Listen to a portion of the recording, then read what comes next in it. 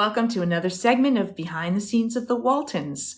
Today I'm going to talk about the episode The Love Story from Season 1. If you're enjoying these, please do like, subscribe, and hit the notification bell.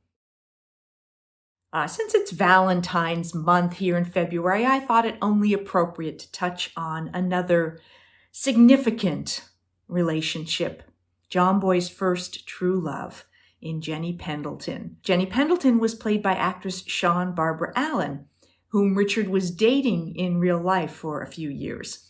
Richard and Sian Barbara had met working on the film You'll Like My Mother, where Sian Barbara played a young mentally challenged girl and won a Golden Globe for Most Promising Newcomer, whereas Richard played her psychopathic brother.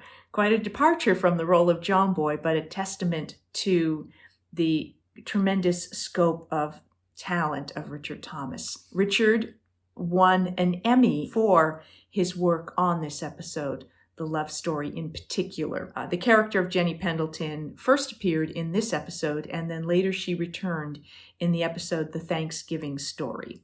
So we were happy to have her for those couple of episodes. I know a number of you have mentioned that you really wished that John Boy had ended up with Jenny, and I can certainly understand why. They were quite wonderful together as a couple. I had a lot of fun with the subplot in this story about the tadpoles.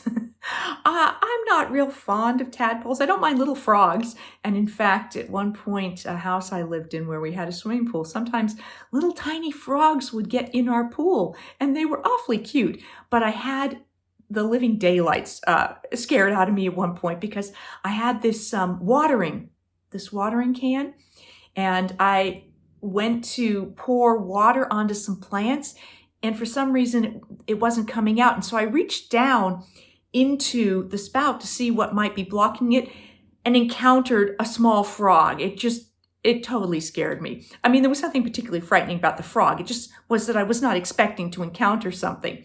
But these frogs would sometimes jump into the pool, and they were so fast and they were so cute. But tadpoles, not so fond of. Later in the episode, when the tadpoles, where there's a problem with them and stuff, and I'm asking for a shotgun because I'm going to go after him, after the dog who's going after the tadpoles. So it was just a fun subplot for me. We often spent time around the radio listening to various different shows. They were always actual recordings of the era and shows that were well known or that our family might have been sitting around listening to. I expect Earl Hamner had various different shows that he was familiar with from his childhood, as were, I expect, a number of our writers, and probably not that difficult in editing for them to research what might be shows of the time. But this is an unusual angle when you see us watching and listening to the radio. This would have meant removing the wall from behind where the radio is, which didn't happen very often. Typically, they shot from the angle of being inside the kitchen or something like that. So to actually remove this wall was a bit more work. But there you go. Here it is. And director Lee Phillips chose to remove that wall.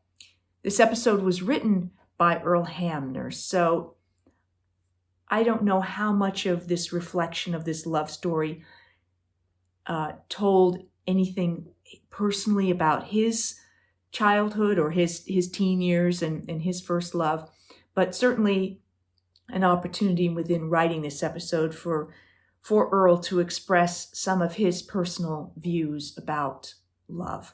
John and Olivia tell their love story in this episode. This is the first time I remember hearing them talk about what went on when they met. Of course, Mama talks about that in the homecoming when we're around the kitchen table, and she talks about her parents not approving of John and them having to elope. In this case, they just embellish a little bit more on their relationship, which is very lovely. We have an opportunity to see a little snow here. We were up in Fraser Park, and that was where they filmed those segments at the old homestead. It must have been freezing, and poor Sian Barbara as Jenny just had a little shawl around her. And I've done enough film shoots when it's freezing and the clothing you are wearing is not warm enough. So every scene I saw her out there with just this shawl, I thought, oh, poor girl, she is just freezing out there. But she did a wonderful job of not showing how cold it was and acting her little heart out, as was Richard up in those mountain scenes where they were just so committed to being Rome and Rebecca and creating that love story. I love this moment when John Boy asks, have you ever been in love? And the cow turns his head, her head. They wouldn't necessarily, that's not a circumstance where the cow would have turned its head on cue. They would have gotten some shot of the cow turning its head and then would have used that edit at that moment. But an inspired moment of humor there to have the cow reacting to the question, have you ever been in love? It's always a challenge with large scenes with a number of us in them for everybody to be seen by camera.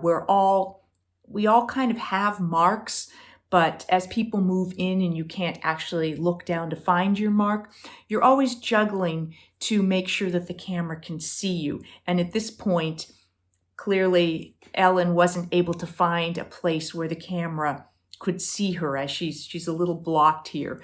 But that was an ongoing thing where it's kind of like, find the camera, and you're trying to find the camera without looking at the camera, but sort of trying to feel where you might have a clear view for the camera to see you. But we were usually positioned and moved around so that everybody could actually be seen. In the first couple of seasons, our cinematographer was Russell Meddy, who worked on a number of fabulous movies in the golden age of Hollywood, including A Touch of Evil, which is known for this phenomenal opening sequence. It's all one shot that just goes on and moves through this whole town and up and over buildings and around. And they spent all day setting that up and only could do a certain number of takes before the light was no longer right.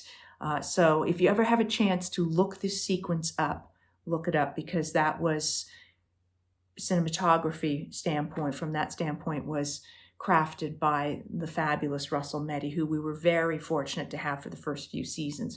And that really set the tone for the style of the show. Some people have commented how they noted in later episodes and later seasons that the lighting became lighter. Just you saw more light. It was a bit more color. You could see it seemed maybe a bit more Hollywood than film style.